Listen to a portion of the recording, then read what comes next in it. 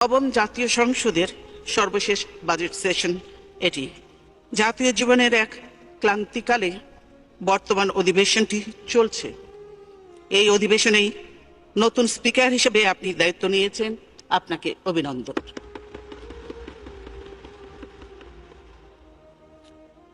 আমি আমাদের ভাষা আন্দোলন, বিভিন্ন জাতীয় সংগ্রাম ও রক্তক্ষয়ী মুক্তিযুদ্ধের বীর শহীদদের কথা শ্রদ্ধার সঙ্গে স্মরণ করছি। বাংলাদেশের রাষ্ট্রের স্থপতি, এদেশের বীর জনগণ ও জাতীয় ইতিহাসের শ্রেষ্ঠ সন্তান মুক্তিযোদ্ধাদের প্রতি গভীর কৃতজ্ঞতা জানাচ্ছি। আসসালামু আলাইকুম দর্শক, আপনারা হয়তোবা ইতিমধ্যে জেনেছেন বেগম খালেদা জিয়া মহান আল্লাহ সুবহানাহু ওয়া তাআলার জিম্মায় চলে গিয়েছে।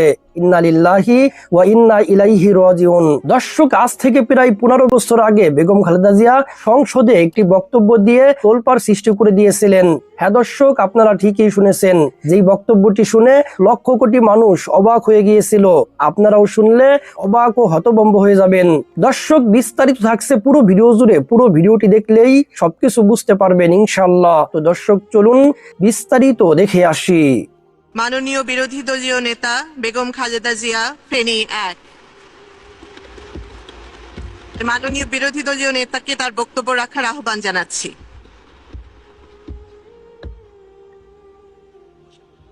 না, কেন বসে বলবো?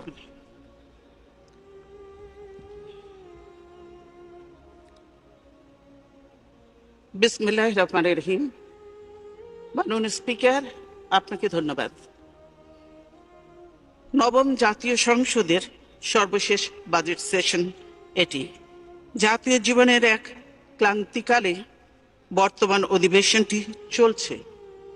এই অধিবেশনেই নতুন স্পিকার হিসেবে আপনি দায়িত্ব নিয়েছেন, আপনাকে অভিনন্দন।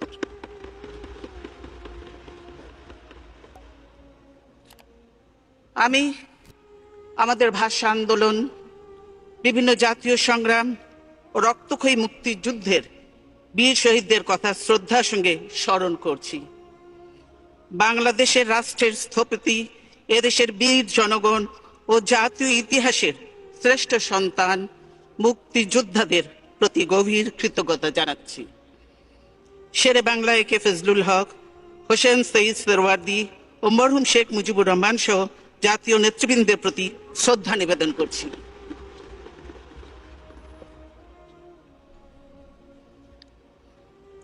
আমাদের জাতিসত্তার বিকাশ ও জাতীয় জাগরণের ক্ষেত্রে ইতিহাসের বিভিন্ন অধ্যায়ে তাঁরা গৌরবময় অবদান রেখেছেন। আমরা কাউকে খাটো করে দেখতে চাই না, সকলকে তার প্রাপ্য সম্মান দিতে চাই। প্রত্যেকের সাফল্য ও ব্যর্থতা মূল্যায়নের ভার ছেড়ে দিতে চাই ইতিহাসের ওপর।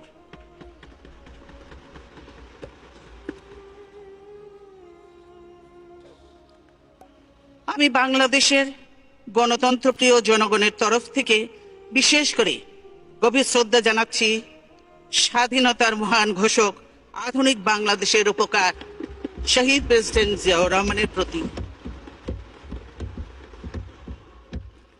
তিনি এদেশে বহুদলীয় গণতন্ত্র প্রবর্তন করেছিলেন, যে গণতন্ত্র ছিল আমাদের মহান স্বাধীনতা যুদ্ধের এক পরম লক্ষ্য। একদলীয় বাকশাল শাসন চালু করে সে গণতন্ত্রকে করা হয়েছিল হত্যা। জনগণের মৌলিক অধিকার, বাক ব্যক্তি, সংবাদ মাধ্যম ও বিচার বিভাগের স্বাধীনতা কেড়ে নেওয়া হয়েছিল। বহুদলীয় গণতন্ত্র ফিরিয়ে আনার কারণেই আজ সংসদে আমরা বিরোধী দল হিসেবে কথা বলার সুযোগ পাচ্ছি। আমি অভিনন্দন জানাই বাংলাদেশের জনগণকে। তারা দীর্ঘ সংগ্রাম করে গণতন্ত্র ফিরিয়ে এনে 1991 সালে আমাদেরকে নির্বাচিত করেছিলেন, দেশ পরিচালনার দায়িত্ব দিয়েছিলেন। আমরা দেশের সংসদীয় সরকার পদ্ধতি প্রবর্তনের সুযোগ পেয়েছিলাম, যার কারণে জাতীয় সংসদ হয়ে উঠেছিল জনগণের আশা আকাঙ্ক্ষার প্রতীক।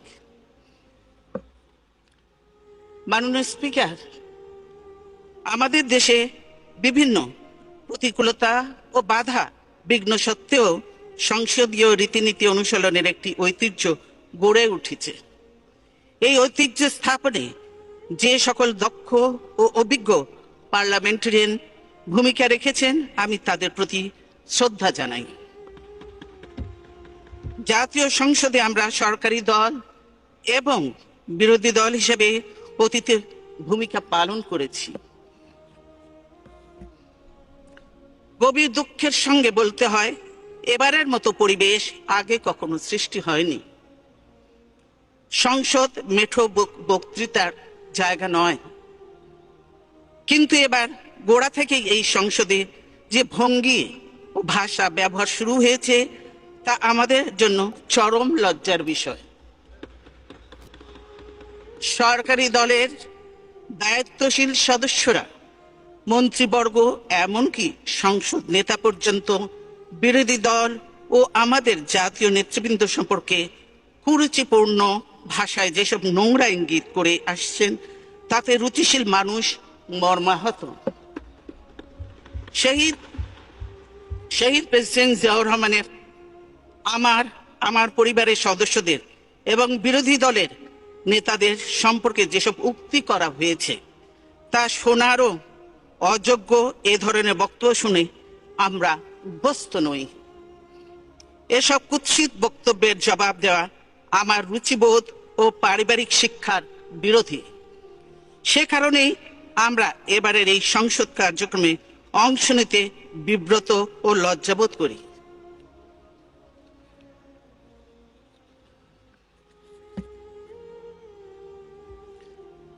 আমরা তাদেরকে শুধু একটি কথা বলতে চাই, অনেক সময় নীরবতা ও উপেক্ষাই হচ্ছে নোংরামির উৎকৃষ্ট জবাব। জাতীয় সংসদে যে ধরনের ভাষা ব্যবহার হচ্ছে তাতে রাজনীতিবিদদেরকে নাগরিকরা কি চোখে দেখছেন? নতুন প্রজন্ম আমাদের কাছ থেকে কি শিখছে এবং তরুণ সংসদ সদস্যরা কি ধরনের ভাষায় কথা বলতে উৎসাহী হচ্ছেন, সেটা আমাদের তলিয়ে দেখা দরকার।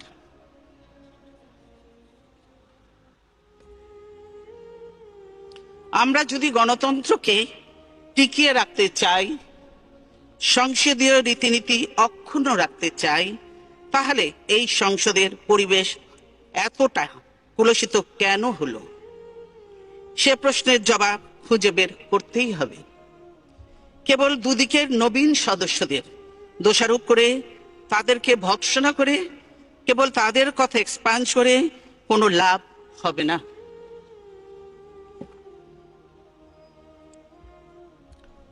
সম্মানিত স্পিকার, নবম জাতীয় সংসদের গঠন পর্বে সংসদ নেতা অঙ্গীকার করেছিলেন, বিরোধী দলকে সংখ্যা শক্তি দিয়ে বিবেচনা করা হবে না।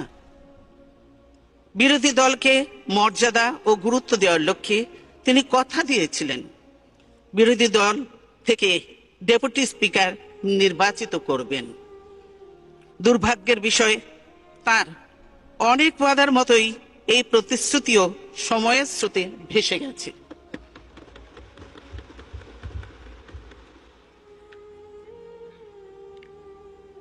জাতীয় সংসদের ভেতরে এবং বাইরে বিরোধী দলের সঙ্গে গত 4.5 বছরে কি আচরণ করা হয়েছে তা এদেশের ইতিহাসের এক কালো অধ্যায় হয়ে থাকবে। এসব কারণে বিগত বাজেট অধিবেশনগুলোতে আমরা অংশগ্রহণ না করলেও জনগণের প্রতি দায়িত্ববোধ থেকে আমরা প্রতিবারই সংসদের বাইরে আমাদের বাজেট ভাবনা উপস্থাপন করেছি, যা মিডিয়া ও সুধী মহলে সমাদৃত হয়েছে।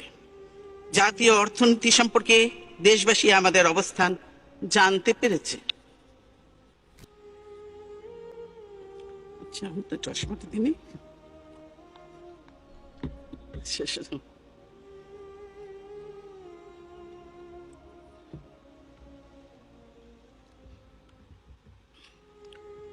তবে সরকার কখনো আমাদের সুপারিশ ও প্রস্তাবনা কোনো কিছুই গ্রহণ করেনি। এবারের বাজেট অধিবেশনে সরাসরি অংশ নিয়ে প্রস্তাবিত বাজেট সম্পর্কে আমি আমার এই বক্তব্যে আলোকপাত করার চেষ্টা করব। আমার আজকের বক্তব্যের প্রথম পর্বে রাষ্ট্রীয়, রাজনৈতিক, সামাজিক তথা জাতীয় জীবনে বিরাজমান পরিস্থিতি এবং দ্বিতীয় পর্বে প্রস্তাবিত বাজেট সম্পর্কে কথা বলবো।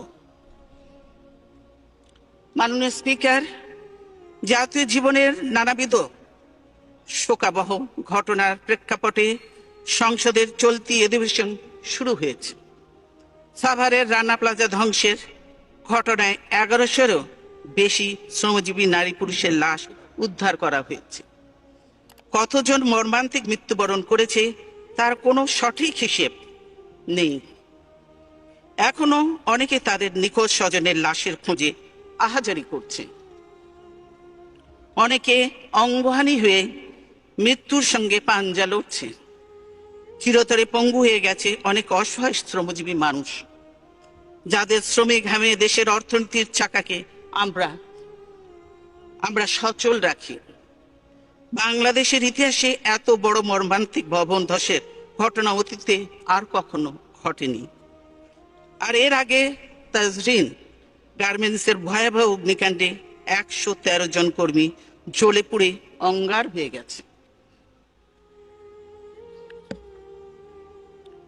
যারা শোচনীয়ভাবে প্রাণ হারিয়েছে, আমি তাদের আত্মার মাগফিরাত কামনা করছি। শোক সন্তপ্ত পরিবারের সদস্যদের প্রতি গভীর সমবেদনা জানাচ্ছি। যারা আহত হয়েছেন, বিকলাঙ্গ হয়েছেন, তাদের দ্রুত আরোগ্য কামনা করি। বিধ্বস্ত রানা প্লাজা থেকে শ্রমিকদের উদ্ধার করতে গিয়ে 2 জন নাগরিক জীবন দিয়েছেন, তাদের স্মৃতির প্রতি গভীর শ্রদ্ধা জানাচ্ছি।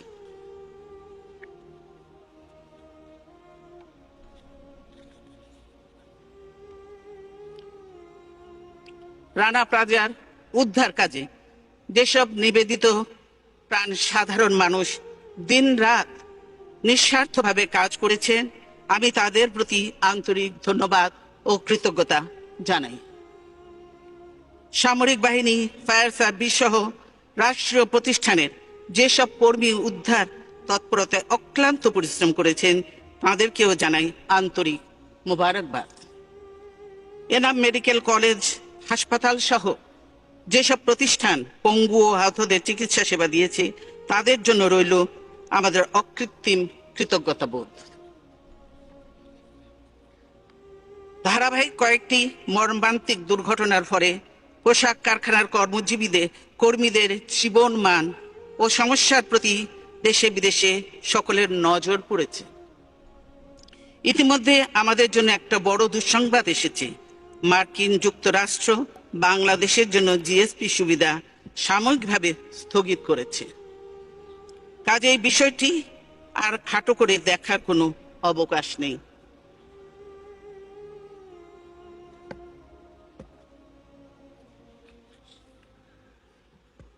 এখন সর্বোচ্চ গুরুত্ব দিয়ে এই সমস্যার নিরসন করতে হবে। নিশ্চিত করতে হবে শ্রমজীবী মানুষের ন্যায্য মজুরি, কর্মপরিবেশ ও নিরাপত্তা। গার্মেন্টস শিল্পের কর্মীদের ন্যায্য অধিকার সমূহ প্রতিষ্ঠিত করতে হবে। গার্মেন্টস খাতে সাধন করতে হবে প্রয়োজনীয় সংস্কার। এক্ষেত্রে মালিক, কর্মজীবী সরকার ও ক্রেতাদের সমন্বিত উদ্যোগ প্রয়োজন। রাষ্ট্রের দায়িত্ব হবে শ্রমিক মালিক সুসম্পর্ক নিশ্চিত করা। শহীদ প্রেসিডেন্ট জিয়াউর রহমান এই শিল্পের দ্বারোদ্ঘাটন করেছিলেন। এই শিল্পের বিকাশে আমরা সাধ্য অনুযায়ী ভূমিকা রেখেছি। বিকাশমান এই শিল্প যখন কর্মসংস্থান ও বৈদেশিক মুদ্রা অর্জনের মাধ্যমে জাতীয় অর্থনীতিতে বিরাট অবদান রাখছে,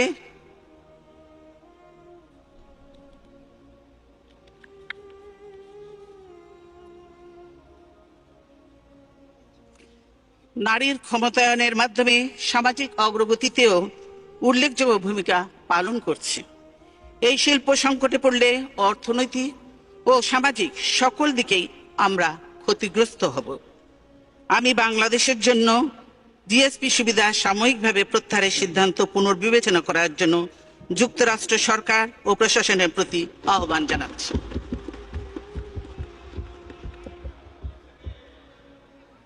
সেই সঙ্গে ইউরোপিয়ান ইউনিয়ন ভুক্ত বিভিন্ন দেশ, জাপান, কানাডা, বিভিন্ন বন্ধু রাষ্ট্রের প্রতি আমার আবেদন থাকবে, তারা যেন যুক্তরাষ্ট্রের এই সিদ্ধান্ত অনুসরণ না করেন। কারণ যে শ্রমজীবী মানুষের স্বার্থ রক্ষার নামে এই কঠোর সিদ্ধান্ত তা প্রকৃতপক্ষে তাদেরকেই ক্ষতিগ্রস্ত করবে।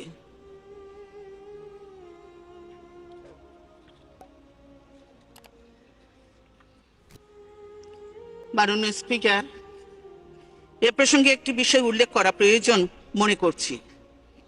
যুক্তরাষ্ট্রে জিএসপি সুবিধা অব্যাহত রাখতে ব্যর্থ হয়ে সরকার এখন জনগণকে বিভ্রান্ত করার জন্য বিভিন্ন প্রচারণা শুরু করেছে। বলা হয়েছে আমি নাকি চিঠি দিয়ে জিএসপি সুবিধা বন্ধ করেছি। আমার পক্ষে এ ধরনের কোনো চিঠি দেওয়ার প্রশ্নই ওঠে না।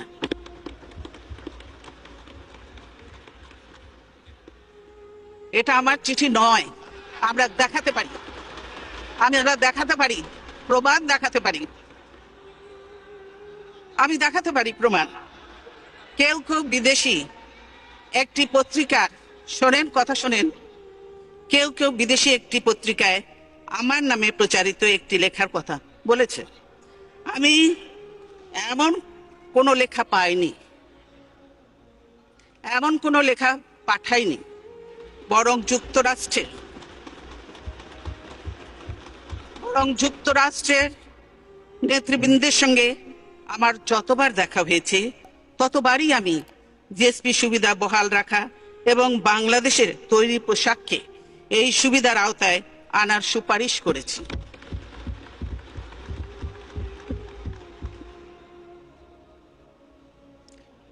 কালকে ইত্তেফাকের খবরটি ছিল এবং নিচে লেখা ছিল ছোট করে, আপনারা দেখেছেন যে দেশের রানা প্লাজা, কর্মপরিবেশ এবং আমিনুল হক হত্যার জন্য এই আপনাদের জিএসপি বন্ধ হয়েছে। আমি আমাদের রেডিমেড গার্মেন্টস সহ সকল রপ্তানি পণ্যকে যুক্তরাষ্ট্রের বাজারে শুল্ক মুক্ত প্রবেশাধিকার দেওয়ার জন্য আবারও জোরালো আহ্বান জানাচ্ছি। সরকারের উদ্দেশ্যে বলবো, নিজেদের ব্যর্থতার দায়ভার অন্যের উপর চাপিয়ে লাভ নেই। দেশবাসী জানেন বাংলাদেশে সাহায্য বন্ধ করার আবেদন জানিয়ে কারা বিদেশে চিঠি লিখেছিলেন, কারা বাংলাদেশকে ব্যর্থ রাষ্ট্র বলে বিদেশে জাতীয় স্বার্থবিরোধী প্রচারণা চালিয়েছে। আজ এই স্পর্শকাতর সময়ে তাই এসব প্রচারণা বন্ধ করা দরকার। তবে আমাদের সকলকে একথাও মনে রাখতে হবে যে বাংলাদেশ কোনো বিচ্ছিন্ন দ্বীপ নয়। বিশ্বের বিভিন্ন দেশ এখন পরস্পরের উপর নির্ভরশীল। কাজেই আমাদের দেশের আভ্যন্তরীণ ঘটনাবলীর দিকে দুনিয়ার কেউই চোখ বন্ধ করে থাকে না। জনাব স্পিকার, রাজধানীর মতিঝিল এলাকার শাপলা চত্বরে হেফাজতে ইসলামের ব্যানারে অবস্থানরত আলেম ওলেমা, মাদ্রাসার ছাত্র, শিক্ষক ও ধর্মপ্রাণ মানুষদের বিতাড়িত করতে গত 5 মে দিবাগত গভীর রাত্রে যে যৌথ অভিযান পরিচালনা করা হয় তা আমাদের জাতীয় জীবনে এক গভীর ক্ষতের সৃষ্টি করেছে। পুরো ঘটনাটির উদ্দেশ্যে প্রকৃতি ও ক্ষয়ক্ষতি এখনো রহস্যের অন্ধকারে ঢাকা। সরকারের পক্ষ থেকে এ পর্যন্ত যা কিছু বলা হয়েছে তাতে সন্দেহ, অবিশ্বাস দূর হওয়ার বদলে তা আরো ঘনীভূত হয়েছে। আলেম সমাজের তরফ থেকে অভিযোগ করা হচ্ছে যে আলো নিভিয়ে রাতের অন্ধকারে তাদের উপর বর্বরোচিত গণহত্যা চালানো হয়েছে। তারা অভিযানের যে বিবরণ দিচ্ছেন ও হতাহতের যে সংখ্যা উল্লেখ করছেন তাতে শিউরে উঠতে হয়।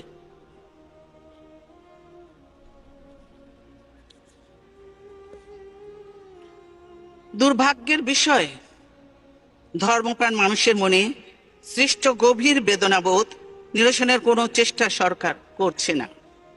বরং প্রধানমন্ত্রী, বিভিন্ন মন্ত্রী ও সরকারি দলের নেতারা নানা ধরনের উপহাস, পরিহাস ও ব্যঙ্গ বিদ্রুপাত্মক মন্তব্য করে চলেছেন।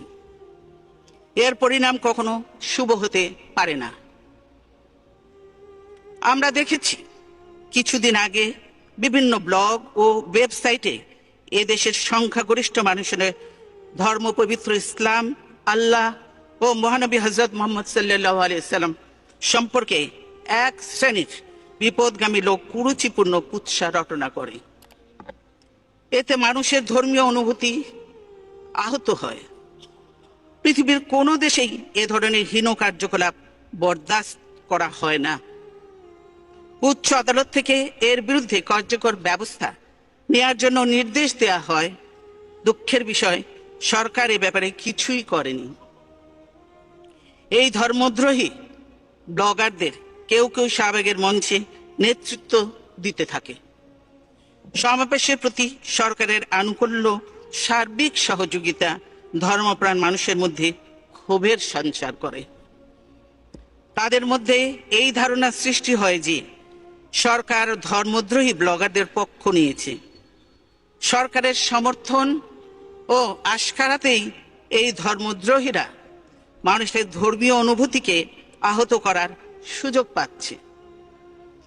এই পটভূমিতেই আলেম সম্প্রদায় ও কওমি মাদ্রাসার শিক্ষক ছাত্রদের সমন্বয়ে গঠিত হেফাজতে ইসলাম নামের অরাজনৈতিক সংগঠনটি শান্তিপূর্ণভাবে প্রতিবাদ জানাতে শুরু করে। এই সংগঠনটির নেতাদের সঙ্গে আমরা সরকারের মন্ত্রী ও নেতাদের বিভিন্ন সময়ে বৈঠক, দিন দরবার ও আলোচনা করতে দেখেছি। 6 এপ্রিল হেফাজতে ইসলামের ঢাকা অভিমুখী লং মার্চ ও শাপলা চত্বরে সমাবেশ কর্মসূচি শান্তিপূর্ণভাবে পালনের জন্য স্বরাষ্ট্রমন্ত্রী তাদেরকে অভিনন্দন জানায়। তিনি তাদের 13 দফা দাবিও বিবেচনার আশ্বাস দিয়েছিলেন। 5 মে হেফাজতে ইসলামের কর্মসূচির দুদিন আগে 3 মে সন্ধ্যায় প্রধানমন্ত্রী কেবল এই সংগঠনের বিষয়েই এক সংবাদ সম্মেলন করেন।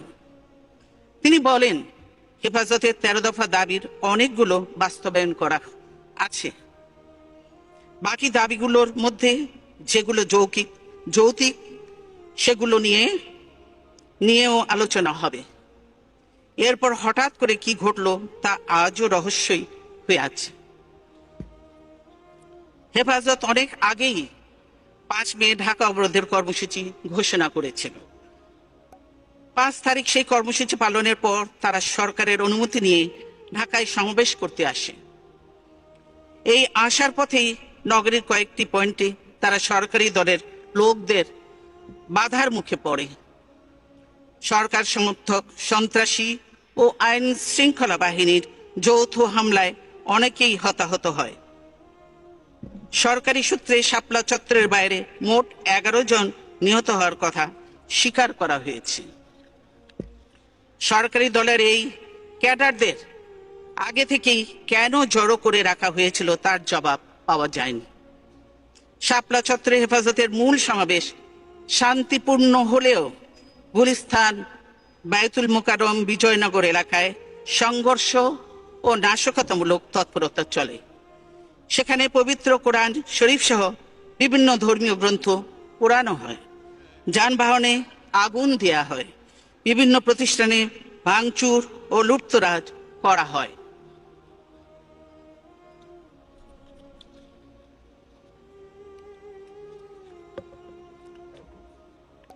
যা এসবই টেলিভিশন ফুটেজ এবং বিভিন্ন দেখলে বলা যায় সরকারি দলের গুন্ডা বাহিনী, বিভিন্ন ছাত্রলীগ, যুবলীগ এরাই এর সঙ্গে সংশ্লিষ্ট। বিভিন্ন বেসরকারি টিভি চ্যানেলে, সরকারি বিভিন্ন টিভি চ্যানেলে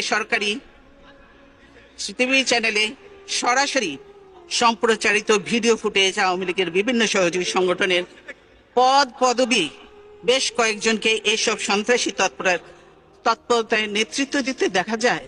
আপনারাও দেখেছেন। উদ্ধত আগ্নেয়াস্ত্র হাতে তাদের হামলার চিত্র বিভিন্ন জাতীয় দৈনিকেও প্রকাশিত হয়েছে। অথচ 5 মে বিকেলে আওয়ামী লীগের সাধারণ সম্পাদক ও মন্ত্রী সৈয়দ আশরাফ এক সংবাদ সম্মেলনে ওই সন্ত্রাসী তৎপরতার জন্য হেফাজতে ইসলামকেই দায়ী করেন। তিনি তাদেরকে রাজাকার আল বদরদের নতুন প্রজন্ম বলে উল্লেখ করে অবিলম্বে ঢাকা ছাড়ার নির্দেশ দেন। অন্যথায় হেফাজত ইসলামকে গর্তে ঢুকিয়ে দেওয়ার হুমকি দেন তিনি। সৈয়দ আশরাফ বলেন, হেফাজতকে দমন করতে আওয়ামী লীগই যথেষ্ট। শাপলা চত্বরে অবস্থানরত নিরস্ত আলেম ওলেমা ও ধর্মপ্রাণ মানুষের উপর গভীর রাত্রে বিজেপি, র্যাব ও পুলিশের সমন্বয়ে গঠিত যৌথ বাহিনী দিয়ে অভিযান চালানো হয়। সরকারের তরফ থেকে দাবি করা হয়েছে ওই অভিযানে কোনো প্রাণঘাতী অস্ত্র ব্যবহার করা হয়নি।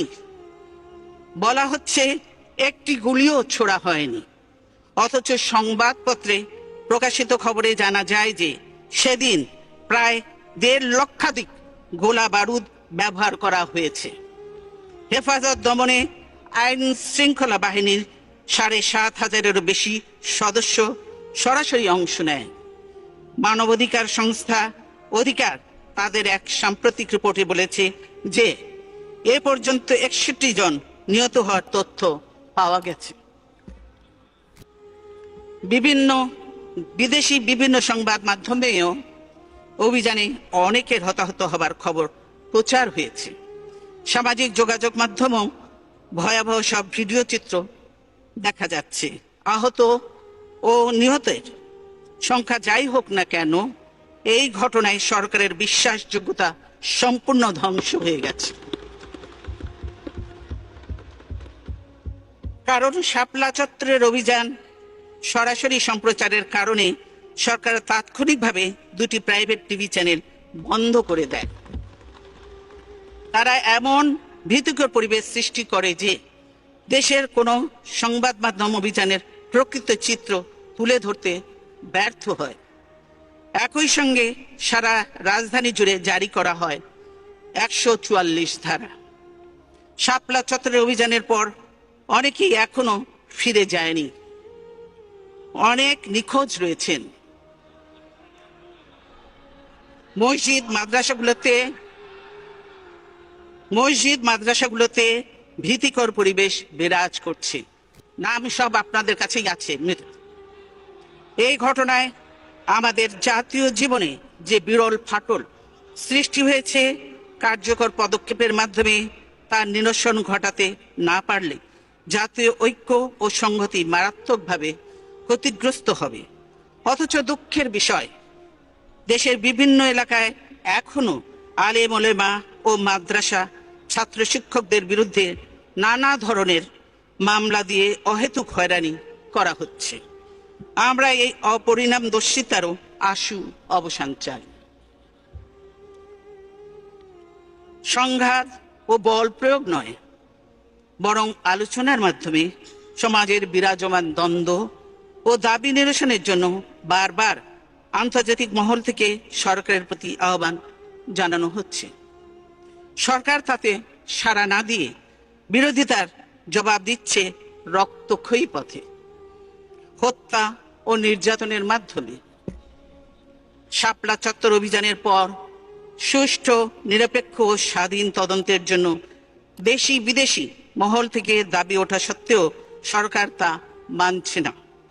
এই হঠকারিতার পথ পরিহারের জন্য আমি আহ্বান জানাই। মাননীয় স্পিকার, একের পর এক দুর্ঘটনা ও দুর্যোগের ফলে জাতি যখন আড়ষ্ট ও বিমূঢ়, তখন 2-1টি সুসংবাদ স্বস্তি ও আনন্দ বয়ে আনে। শান্তিতে নোবেল বিজয়ী বাংলাদেশের সন্তান ডক্টর মোহাম্মদ ইউনূস সম্প্রতি যুক্তরাষ্ট্রের সর্বোচ্চ রাষ্ট্রীয় সম্মাননা ইউএস কংগ্রেশনাল অ্যাওয়ার্ড এ ভূষিত হয়েছেন। এই জন্য জাতি হিসাবে আমরা গর্বিত। ডক্টর ইউনূসকেও জানাই আন্তরিক অভিনন্দন।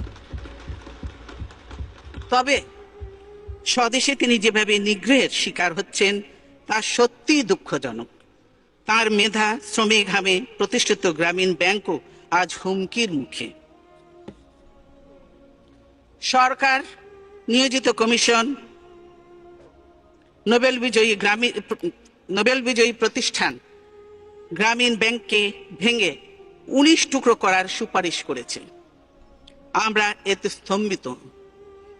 এ ধরনের সিদ্ধান্ত গ্রামীণ ব্যাংককে ধ্বংস করে ফেলবে।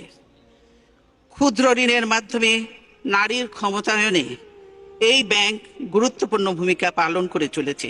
সেই প্রতিষ্ঠান ধ্বংসের উদ্দেশ্যে প্রতিশোধমূলক চক্রান্ত বন্ধের জন্য আমি সরকারের প্রতি আহ্বান জানাচ্ছি।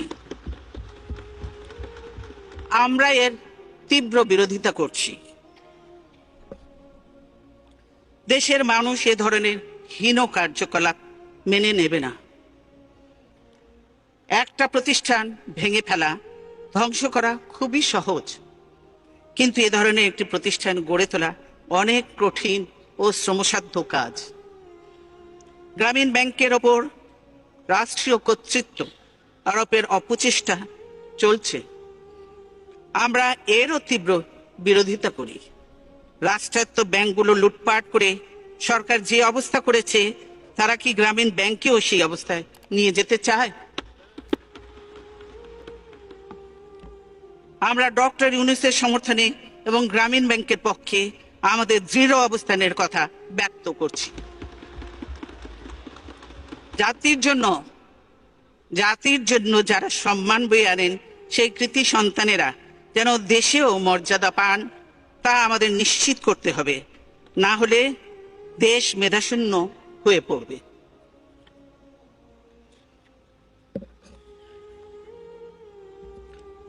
মাননীয় স্পিকার, বাংলাদেশের মানুষ গণতন্ত্রের জন্য দীর্ঘ সংগ্রামের ইতিহাস সৃষ্টি করেছে, কিন্তু কার্যত দেশ থেকে গণতন্ত্র এখন নির্বাসিত। জাতীয় জীবনে সৃষ্টি করা হয়েছে নানামুখী বিশৃঙ্খলা ও নৈরাজ্য। জাতীয় সংসদ, বিচার বিভাগ ও প্রশাসন হচ্ছে রাষ্ট্রের 3টি স্তম্ভ। এর প্রতিটির কর্মপরিধি, এখতিয়ার, ক্ষমতা, আওতা এবং পারস্পরিক সম্পর্ক কি হবে তা সুনির্দিষ্ট করা ছিল প্রজাতন্ত্রের সংবিধান এবং প্রতিষ্ঠিত রাজনীতির মাধ্যমে। আজ তা ইচ্ছাকৃতভাবে গুলিয়ে ফেলা হয়েছে। সৃষ্টি করা হয়েছে গুরুতর সাংবিধানিক সংকট। 1975 সালে আওয়ামী লীগ জাতীয় সংসদেই গণতন্ত্র হত্যা করে একদলীয় বাকশাল পদ্ধতি চাপিয়ে দিয়েছিল। সমাজতন্ত্র প্রবর্তনের নামে সব দলমত নিষিদ্ধ করেছিল। সেই ভূতের আসর আজও রয়ে গেছে।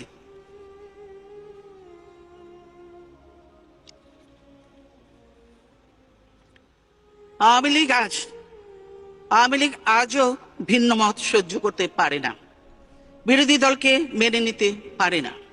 তাই বিরোধীদের নিয়মতান্ত্রিক ও শান্তিপূর্ণ কর্মসূচিতে দলীয় ক্যাডার ও আইন শৃঙ্খলা বাহিনীর মাধ্যমে বাধা দেওয়ার পুরনো অভ্যাস তারা ছাড়তে পারেনি। কিছুদিন আগে স্বরাষ্ট্রমন্ত্রীর মৌখিক নির্দেশে রাজধানী ঢাকায় সভা সমাবেশ নিষিদ্ধ করা হয়।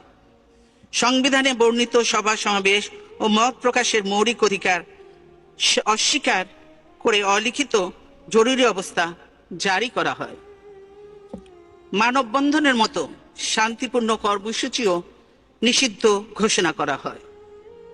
শুধু তাই নয়, বিএনপি, বাংলাদেশের বৃহত্তম রাজনৈতিক দল, বিএনপির লিফলেট, পোস্টার ছাপা ও বিতরণের কাজে পর্যন্ত পুলিশ দিয়ে বাধা দেয়া হয়েছে। ছাপাখানায় অভিযান চালিয়ে আমাদের প্রচারপত্র জব্দ করা হয়েছে। এটাই কি গণতন্ত্রের নমুনা? মাননীয় স্পিকার, আপনি নিশ্চয়ই অবগত আছেন, গত 11 মার্চ আমাদের কেন্দ্রীয় কার্যালয়ের সামনে সমাবেশ চলাকালে আচমকা বোমা ফাটিয়ে সভাটি পণ্ড করে দেয়া হয়। মঞ্চে উপবিষ্ট নেতৃবৃন্দের উপর নির্বিচারে গুলি চালানো হয়। আমাদের কয়েকজন সিনিয়র নেতা সহ অনেকে গুরুতর আহত হয়। বিএনপির স্থায়ী কমিটির সদস্য নজরুল ইসলাম খানের শরীর গুলিতে ক্ষত বিক্ষত হয়। বিদেশে জটিল অপারেশন করে মাথা থেকে গুলি স্প্লিন্টার বের করতে হয়েছে। তার দেহে এখনো বেশ কিছু স্প্লিন্টার রয়ে গেছে। পুলিশের গুলি বর্ষণের পর দলের নেতাকর্মীরা নয়াপল্টনের কেন্দ্রীয় কার্যালয়ে আশ্রয় নিলে পুলিশ অফিসের ভিতরে ঢুকে তাদের উপর হামলা চালায়। এতে বহু নেতাকর্মী আহত হন। পুলিশ সেদিন আমাদের কার্যালয় থেকে 154 জন নেতাকর্মীকে গ্রেফতার করে। পুলিশের গ্রেফতারি অভিযান থেকে আমাদের পার্টির ভারপ্রাপ্ত মহাসচিব মির্জা ফখরুল ইসলাম আলমগীরও রেহাই পাননি। তারা বিএনপি অফিসের কম্পিউটার, মূল্যবান দলিলপত্র তছনছ করে এবং টাকা পয়সা সহ রেকর্ডপত্র ছিনিয়ে নিয়ে যায়। বিএনপির কার্যালয়ের বিভিন্ন রুমের দরজা পুলিশ কিভাবে শাবল দিয়ে ভেঙে নেতা কর্মীদের আটক করেছে সে দৃশ্য টেলিভিশনের পর্দায় দেশবাসী দেখেছেন। একটি প্রধান রাজনৈতিক দলের প্রধান কার্যালয়ে এই ধ্বংসলীলা চালানোর চিত্র এদেশের ইতিহাসে এক চরম বর্বরতার নজির হয়ে থাকবে। পুলিশ এখানেই ক্ষান্ত হয়নি। সকলকে বের করে দিয়ে পুলিশ আমাদের কার্যালয়ে ককটেল রেখে মিডিয়া ডেকে ককটেল উদ্ধারের নাটক করে। তারপর আমাদের নেতাকর্মীদের বিরুদ্ধে বানোয়াট মিথ্যা মামলা দায়ের করা হয়। পুলিশকে এভাবে রাজনৈতিক নিপীড়নের হাতিয়ার করলে, রাজনৈতিক নেতাকর্মীদের বিরুদ্ধে এভাবে মিথ্যা মামলা দায়েরে উৎসাহিত করলে দেশ পুলিশি রাষ্ট্রে পরিণত হয়। এতে গণতন্ত্রই হুমকির মুখে পড়ে। আমাদের দলের ভারপ্রাপ্ত মহাসচিবের বিরুদ্ধে সিটি কর্পোরেশনের ময়লার গাড়ি পোড়ানো ও সচিবালয়ে বোমা হামলা চালাবার মতো হাস্যকর অভিযোগ এনে মামলা করা হয়েছে।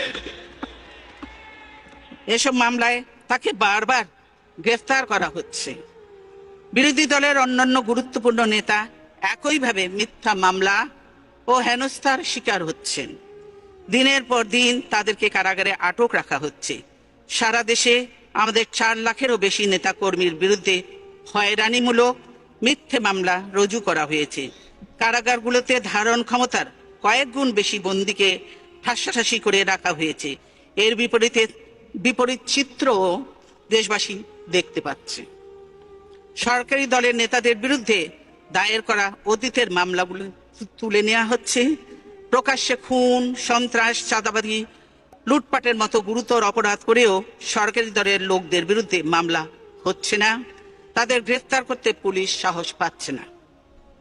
উপরন্তু সরকারি দলের ফাঁসির দণ্ডপ্রাপ্ত আসামিকে পর্যন্ত ক্ষমা করে জেল থেকে ছেড়ে দেওয়া হচ্ছে। নামকরা সন্ত্রাসী, খুনি, দাগীদেরও জেল থেকে মুক্তি দেয়া হচ্ছে। অর্থাৎ বাংলাদেশের আইন এখন আর স্বাভাবিক গতিতে চলতে পারছে না। সরকারের ইচ্ছায় আইনের 2 ধরনের প্রয়োগ হচ্ছে। সরকারি দলের জন্য একরকম এবং বিরোধী দল ও সাধারণ মানুষের জন্য অন্যরকম। বিচারের ক্ষেত্রেও একই কথা প্রযোজ্য। দেশ থেকে সুশাসন আজ সম্পূর্ণভাবে নির্বাসিত হয়েছে। মাননীয় স্পিকার, জনগণকে নিয়ে যখন আমরা রাজপথে শান্তিপূর্ণ মিছিল করি, আওয়ামী লীগ তখন দলীয় সশস্ত্র ক্যাডার লেলিয়ে দেয় এবং পুলিশ, র্যাব, দাঙ্গা পুলিশ ও বিজিবি জলকামান, টিয়ার গ্যাস, বোমা ও সাউন্ড গ্রেনেড ব্যবহার করে। তারা বৃষ্টির মতো গুলি বর্ষণ করে আমাদের গণতান্ত্রিক আন্দোলনকে স্তব্ধ করতে চায়। আন্তর্জাতিক সংবাদ মাধ্যমেও আমাদের উপর এসব নগ্ন হামলার খবর বহুলভাবে প্রচারিত হয়েছে। কয়েক মাস আগে পুলিশের গুলিতে 2 শতাধিক মানুষ নিহত হয়েছে। সরকারি দলের সশস্ত্র সন্ত্রাসীরা আইন শৃঙ্খলা বাহিনীর ছত্রছায়ায় বিরোধী দলীয় অসংখ্য ঘর বাড়িতে অগ্নিসংযোগ করেছে, বাড়িঘর, দোকানপাট লুটপাট করেছে। বর্তমান সরকারের আমলে কেবলমাত্র গ্রেফতার ও জেল জুলুমই নয়, গ্রেফতারকৃত বন্দীদের পুলিশ রিমান্ডে নিয়ে অকথ্য ও নিষ্ঠুর শারীরিক নির্যাতন চালানো হচ্ছে। প্রায় প্রতিটি মামলায় আদালত পুলিশের আবেদনক্রমে দীর্ঘ সময়ের জন্য রিমান্ড মঞ্জুর করছে। রিমান্ডকালীন সময়ে বন্দীর প্রতি আচরণের উচ্চ আদালতের নির্দেশনা অমান্য করা হচ্ছে। অনেকেই রিমান্ড অবস্থায় জীবন সংকটে পড়েছেন।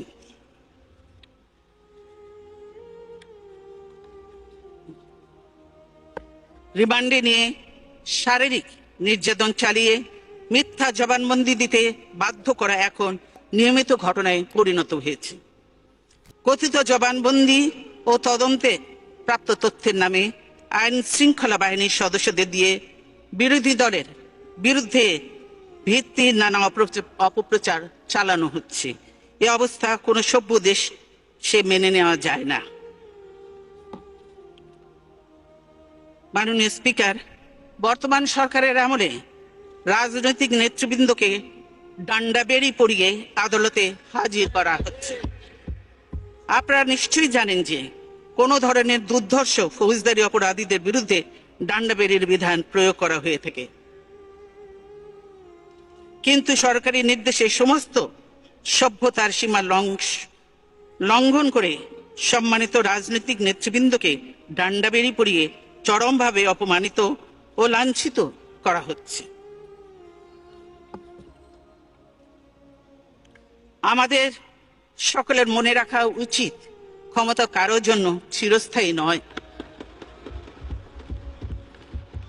ক্ষমতার ফেরে কেউ যেন এভাবে নিগৃহীত না হয়, সেদিকে আমাদের সবার যত্নবান হতে হবে। জনাব স্পিকার, আওয়ামী লীগ নেতৃত্বাধীন মহাজোট সরকারের আমলে বাংলাদেশের মানবাধিকার পরিস্থিতির চরম অবনতি ঘটেছে। অধিকার ও আইন ও সালিশ কেন্দ্র, amnesty international, Asian human rights commission, যুক্তরাষ্ট্র সরকারের মানবাধিকার রিপোর্ট থেকে এই পরিস্থিতি সম্পর্কে উদ্বেগজনক তথ্য পাওয়া গেছে। আমরা মনে করি বাস্তব পরিস্থিতি এসব রিপোর্টে বর্ণিত অবস্থার চাইতে অনেক বেশি ভয়াবহ। কারণ সব ঘটনা সব সময় মিডিয়া কিংবা জনসমক্ষে প্রকাশ পায় না। ক্ষতিগ্রস্ত ব্যক্তিরা মারাত্মক ভয় ভীতির পরিবেশে সবকিছু প্রকাশ করতে সাহস পায় না। বর্তমান সরকারের আমলে বিরোধী দলের নেতা কর্মীদের গুম করার এক ভয়ঙ্কর প্রক্রিয়া অবাধে চলছে।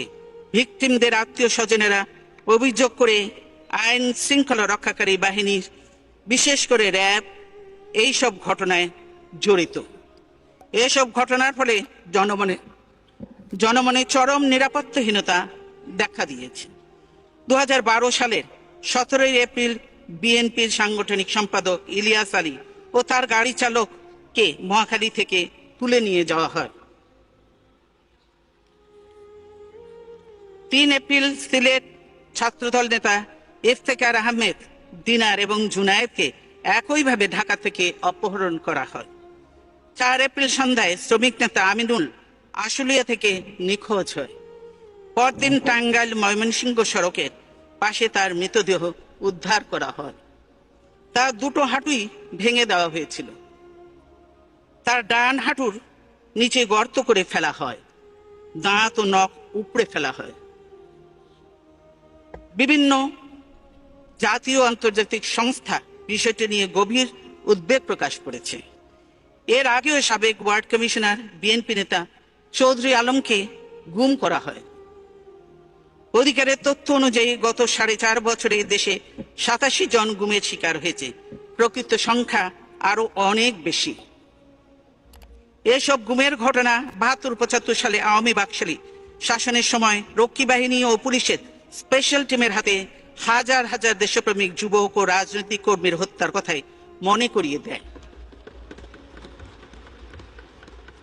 বর্তমান সরকারের আমলে বিচার বহির্ভূত হত্যাকাণ্ড অব্যাহত গতিতে চলছে। সংবাদপত্রের রিপোর্ট অনুযায়ী গত কয়েক বছরে কয়েকশো মানুষ বিচার বহির্ভূত হত্যাকাণ্ডের শিকার হয়েছেন। মাননীয় স্পিকার, আপনার নিশ্চয়ই স্মরণ আছে 1912 সালের 9 ডিসেম্বর বিরোধী দলের হরতালের দিন হরতাল প্রতিহত করার নামে শাসক দলের অঙ্গ সংগঠন ছাত্রলীগের ক্যাডাররা নির্মমভাবে চাপাতি দিয়ে কুপিয়ে বিশ্বজিৎ নামে একজন তরুণ কর্মজীবীকে হত্যা করে। ইলেকট্রনিক মিডিয়ার ভিডিও 2012 ইলেকট্রনিক মিডিয়ার ভিডিও ফুটেজেও দেখা যায় বিশ্বজিতের উপর হামলার সময় পুলিশ নীরব দর্শকের ভূমিকা পালন করে।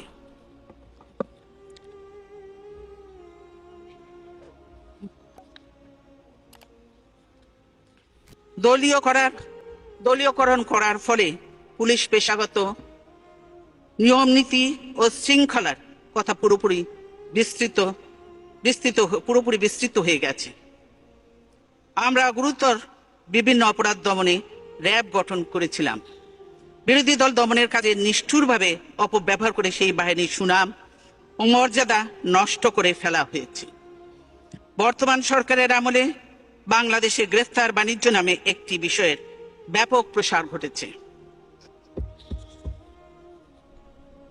কোথাও কোনো সংঘর্ষের ঘটনা ঘটলে পুলিশ কিছু লোকের নাম দিয়ে বাকি হাজার হাজার অজ্ঞাতনামা লোককে আসামি করে মামলা দায়ের করে।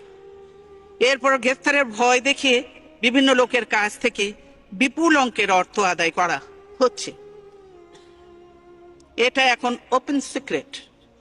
এই গ্রেফতার বাণিজ্য বন্ধ করতে হবে।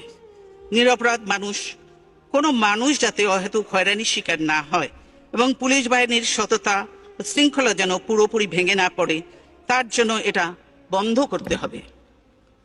আমি একথা বলেছি যে এই কারণে যে পুলিশ বাহিনীর কতিপয় সদস্যদের মধ্যে নৈতিক স্খলন এখন গুরুতর এক অশনি সংকেতের পর্যায়ে পৌঁছেছে।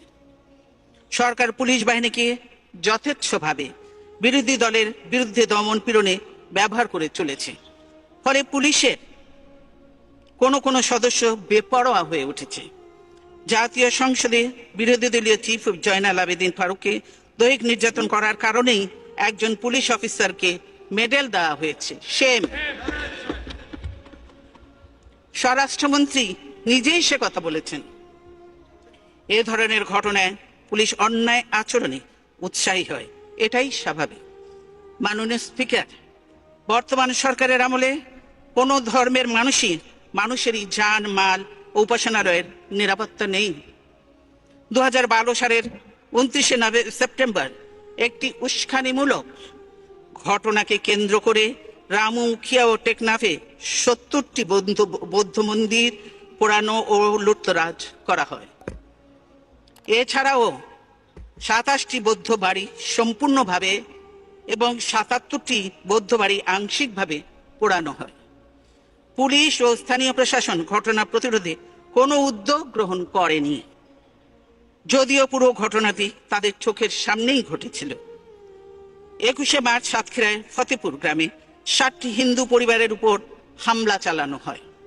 তাদের বাসস্থান লুট করার পর সেগুলো জ্বালিয়ে দেওয়া হয়। এছাড়াও দেশের বিভিন্ন স্থানে হিন্দু সম্প্রদায়ের মন্দির ও ঘরবাড়িতে হামলা, অগ্নিসংযোগের ঘটনা ঘটলেও সরকার তার কোনো প্রতিকার করেনি, কারণ সরকারি দলের লোকেরাই এসব হামলায় জড়িত বলে ভিকটিমরা অভিযোগ করেছেন। মাননীয় স্পিকার, গণতন্ত্রের জন্য মুক্ত গণমাধ্যম ও স্বাধীন সাংবাদিকতা অপরিহার্য। সে কারণেই সংবাদ মাধ্যমকে গণতান্ত্রিক রাষ্ট্রে ফোর্থ স্টেট হিসাবে গুরুত্ব দেওয়া হয়ে থাকে। কিন্তু বাংলাদেশে এখন সংবাদ মাধ্যম ও সাংবাদিকতা শৃঙ্খলিত। সাংবাদিকদের উপর সহিংসতা ভয়াবহ রূপ নিয়েছে। সংবাদপত্র থেকে জানা যায়, গত 4.5 বছরে সারা দেশে সহস্রাধিক সাংবাদিক নির্যাতিত হয়েছে। আইন শৃঙ্খলা রক্ষাকারী বাহিনীর সদস্য, সন্ত্রাসী ও সরকারি দলের নেতাকর্মীদের হাতে তারা নির্যাতিত হয়েছে। নিহত হয়েছেন 16 জন সাংবাদিক। গ্রেপ্তার, হামলা ও হুমকি শিকার হয়েছেন অনেকেই। সাংবাদিক দম্পতি সাগরুনী হত্যাকাণ্ডের রহস্য আজও উদ্ঘাটিত হয়নি। 2012 সালের 11 ফেব্রুয়ারি তারা নিজ বাসগৃহে নৃশংসভাবে খুন হন। স্বরাষ্ট্রমন্ত্রী এবং ঊর্ধ্বতন পুলিশ কর্মকর্তারা অপরাধীর শাস্তির প্রতিশ্রুতি দিলেও আজ পর্যন্ত রহস্য উদ্ঘাটিত হয়নি। গত মাসে আমার দেশ পত্রিকার ছাপাখানা সিলগালা করে বন্ধ করে দেয়া হয়। এর ফলে পত্রিকাটির মুদ্রিত আকারে প্রকাশ করা সম্ভব হচ্ছে না। আমার দেশে কর্মরত সাংবাদিক কর্মচারীরা অনিশ্চিত জীবনযাপন করছে। আমার দেশ পত্রিকার সম্পাদক মাহমুদুর রহমানকেও গ্রেফতার করে রিমান্ডে নিয়ে নির্যাতন করা হয়েছে। সাহসী সম্পাদক মাহমুদুর রহমান সরকারের দমন পীড়ন ও দুর্নীতি অনিয়মের বিরুদ্ধে সোচ্চার ছিলেন বলেই তার উপর এই নির্যাতন। দৈনিক আমার দেশ পত্রিকা স্কাইপি কেলেঙ্কারি ফাঁস করে দিয়ে বিচারের নামে প্রহসনের চিত্র তুলে ধরার কারণেই পত্রিকাটি সরকারি রোশানলের শিকার হয়েছে। অথচ এই কেলেঙ্কারির দায় নিয়ে একজন বিচারক আইসিটি থেকে পদত্যাগ করতে বাধ্য হয়েছেন। দেশের জাতীয় দৈনিক সমূহের সম্পাদক বৃন্দ এক যুক্ত বিবৃতিতে আমার দেশের পুনঃপ্রকাশ এবং সম্পাদক মাহমুদুর রহমানের মুক্তি দাবি করেছেন। আমরাও তাদের সঙ্গে একমত পোষণ করি। অবিলম্বে আমার দেশ পুনঃপ্রকাশের বাধা অপসারণ ও মাহমুদুর রহমানকে মুক্তি দেওয়ার দাবি করছি। একই সময় সরকার দুটি জনপ্রিয় ইলেকট্রনিক মিডিয়া দিগন্ত টিভি ও ইসলামিক টিভি চ্যানেল বন্ধ করে দেয়। এই চ্যানেল দুটি মতিঝিলে শাপলা চত্বরে হেফাজতে ইসলামের সমাবেশ লাইভ টেলিকাস্ট করছিল। সেই সরাসরি সম্প্রচারের উপর সরকারের কোনো নিষেধাজ্ঞাও ছিল না। এর আগে সরকারের চ্যানেল 1 বন্ধ করে দিয়েছে। যমুনা টিভি সম্প্রচারের অনুমতি বাতিল করা হয়েছে। আমরা এই চ্যানেলগুলো পুনরায় চালু করে দেওয়ার আহ্বান জানাচ্ছি। মাননীয় বিরোধী দলীয় নেতা, আমাদের আসরের নামাজের বিরতিতে যেতে হবে। আপনি বিরতির পরে বলবেন। আমি তাহলে নামাজের পরে বলবো। ধন্যবাদ মাননীয় বিরোধী দলীয় নেতা। তো সম্মানিত দর্শক শ্রোতা, আশা করি পুরো ভিডিওটি দেখেছেন এবং সবকিছু বুঝতে পেরেছেন।